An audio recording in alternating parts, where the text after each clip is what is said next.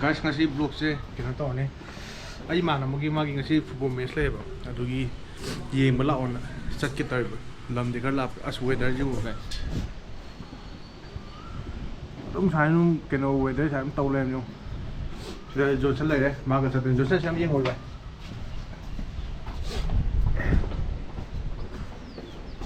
Fazare weather ji de. Quỷ đi quỷ Bellandur thà mới hình như là phải nung sáng cho bác u phân rồi hả? Vậy đây bera can. Aja đây weather sih dia. Aku ini cari je wali bayar tu bang. As nung itu tam men tahu ini. Ayub tu dum nung mangale bos tadi. Orang bera yang kar bos. Kucing lekar tu nung mangale nung sáng je u phân hotre. Khuy ngâm tàu đến Bellandur chứ và khi chú sao vẫn sẽ là đến ngoài này cái nói đi metro gitu karena ambil lo sekali ya segagi tak lagi kuat deh jauh tu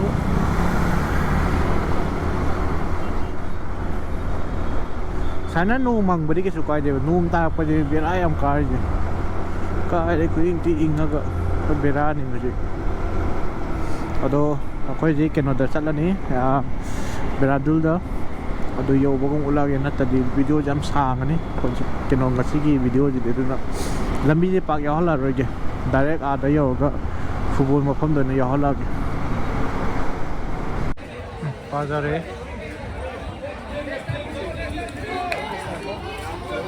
Kau ke di bera ni.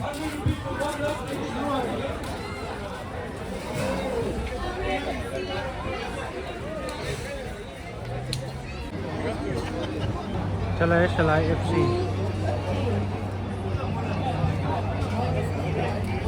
miti ame nga selai guys ije video matek hapake guys aina video moi full sana bedo ona tongan ba video mo inthaga lagi sina sum matek sum khandam ba khop da dogen hapage guys pulo hapa diam sang adi na video matek to hapage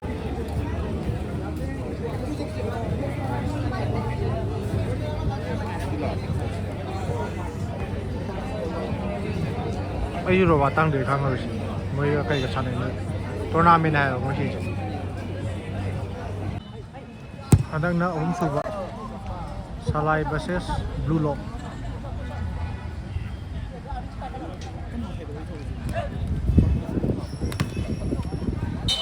asom da ju salai sanari ba asom da salai ye asom da salai adang na suba Salai versus blue lock.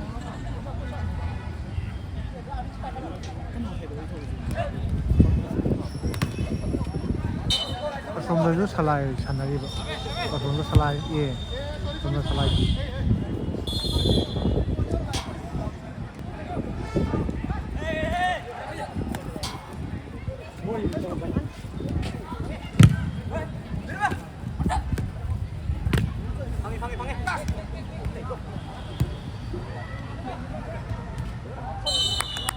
Chang rồi tàu với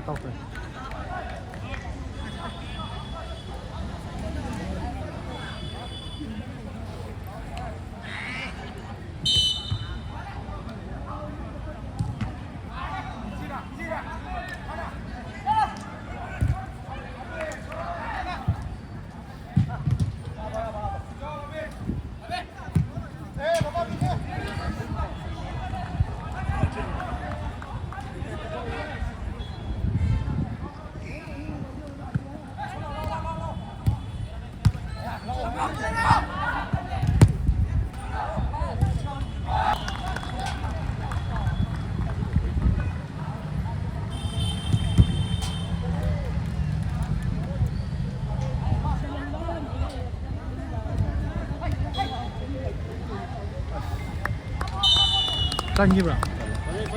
Robana ni subirin chali ja.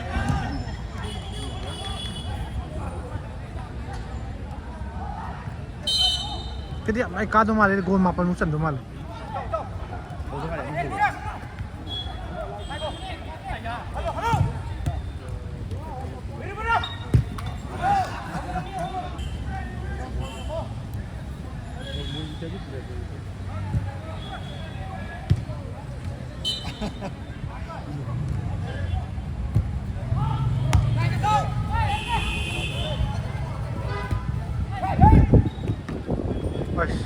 ngay.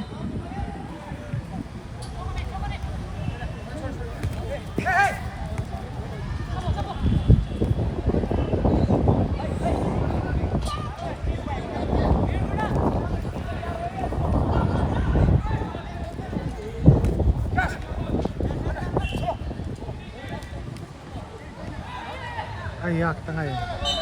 Ay kum talay mo sige.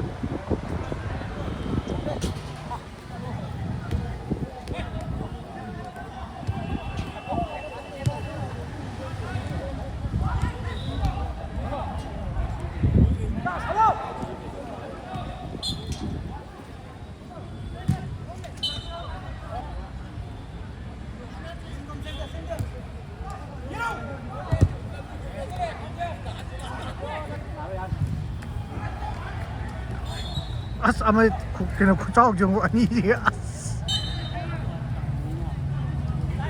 Mijaw ni.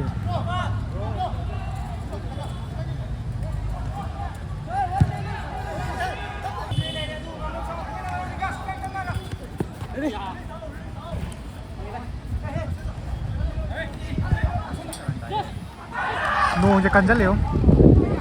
No ada kan. Nah. Ya ni na no.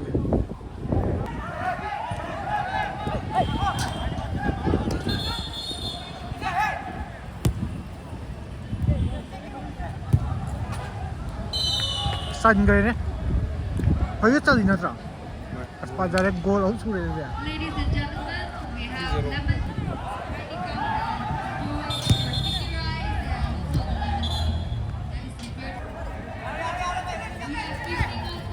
Uy.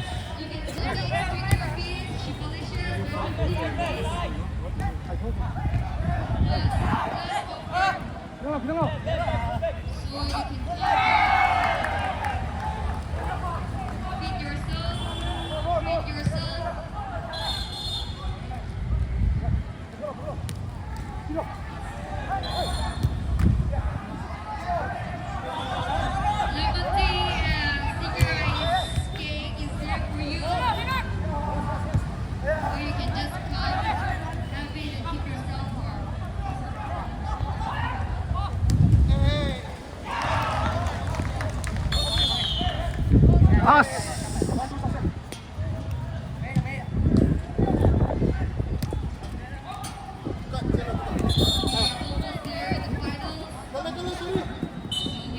याद रख बोलने याद रख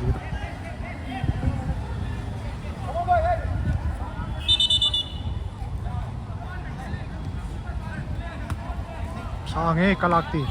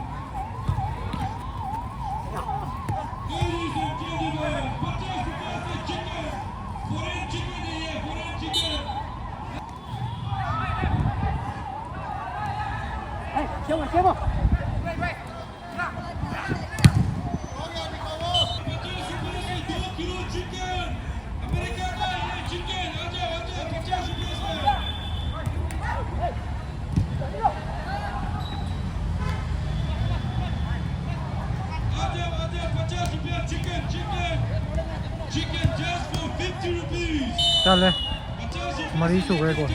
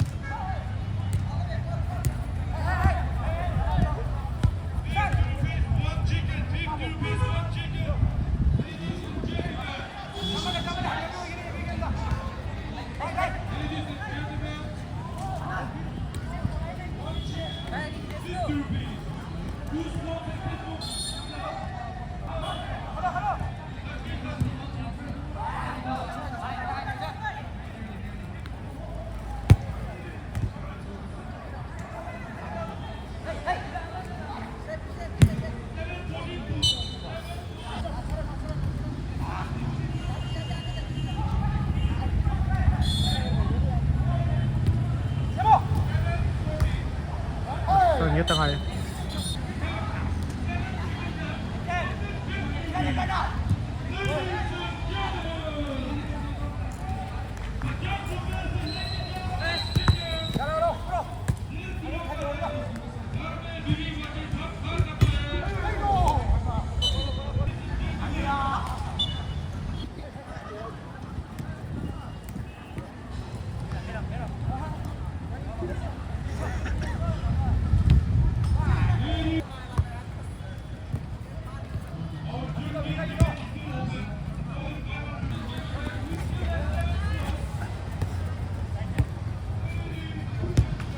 ôi trời phần game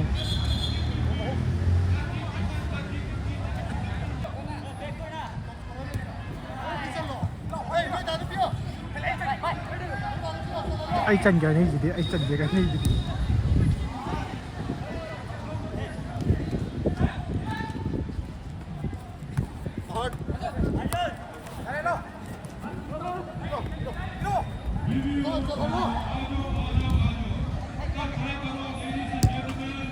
phần game một chút có ai ra đấy goal gì goal taruh surah ba goal mga surah ba as 15 minutes goal mga susan kay wati wali ko 15 minutes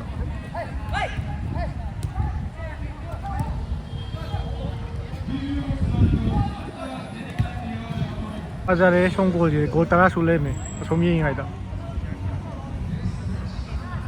roba mà thành được goal tara chân người ra đi pass ông chân chân kay goal tara mà thôi song kang goal kem tao mà đi